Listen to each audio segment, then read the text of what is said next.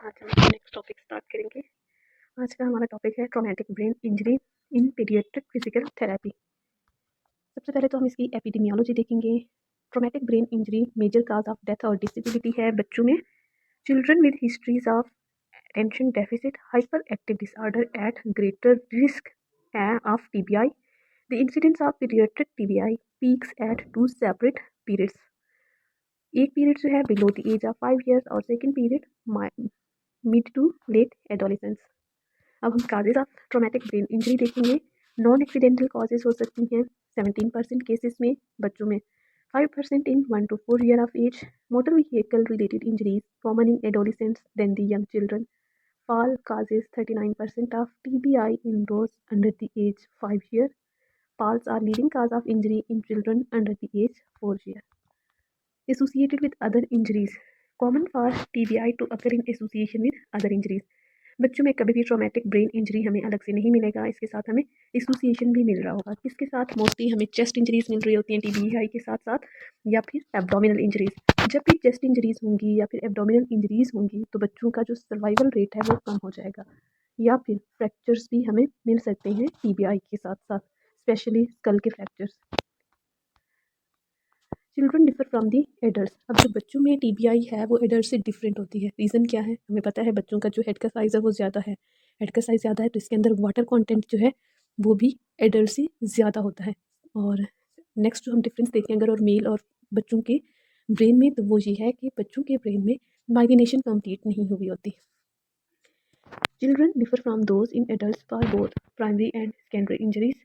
Children have relatively large head size, weak neck musculature, higher brain content, and lack of myelination. Adults की तरह infants में भी, children में भी TBI की दो टाइप्स हैं, primary TBI and secondary TBI. Primary TBI को पहले देखेंगे। Primary TBI related to impact and deceleration and rotational forces can be influenced by these factors. Forces could be more easily transmitted to deeper brain. अब कोई भी force जो brain पे apply होगी, head पे अप्लाई होगी, वो डीपली ट्रांसमिट हो जाती है बच्चों में। रीज़न क्या होती है? क्योंकि बच्चों के ब्रेन में वाटर कॉन्टेंट ज़्यादा है तो ईजिली ट्रांसमिशन हो जाती है। सेकेंड चीज़, अभी तक माइलिनेशन कंप्लीट नहीं हुई तो माइलिनेशन ना होने की वजह से भी जो फोर्सेस होती हैं वो डीपली ट्रांसमिट कर जाती हैं। Primary injury related to mechanical forces include contusions on the surface of brain on impact against the inner surface of the skull, especially gray matter. Shearing type injury associated with deceleration and rotational forces, usually diffuse white matter injury or at gray matter interfaces.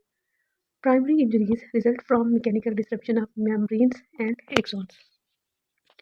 अब हम secondary injuries देखेंगे। Secondary injuries occur due to complications और other events after initial to trauma. मतलब primary injury के result में ही secondary injuries हो रही होती हैं।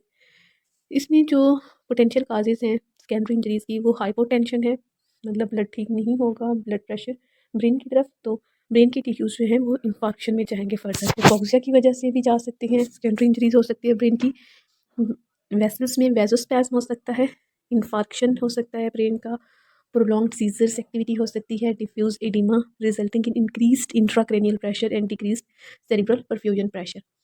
अब इसमें जो अर्ली मैनेजमेंट गोल हमारा होता है सेकेंडरी ब्रेन इंजरीज़ को जितना जल्दी हो सके प्रिवेंट किया जाए या फिर कंट्रोल किया जाए। Thank you so much. ये टॉपिक हमारा कंप्लीट हो गया, छोटा सा ही था, आसान सा। नेक्स्ट इंशाल्लाह मिलेंगे किसी और टॉपिक के साथ, तब तक के लिए अल्लाह हाफिज़।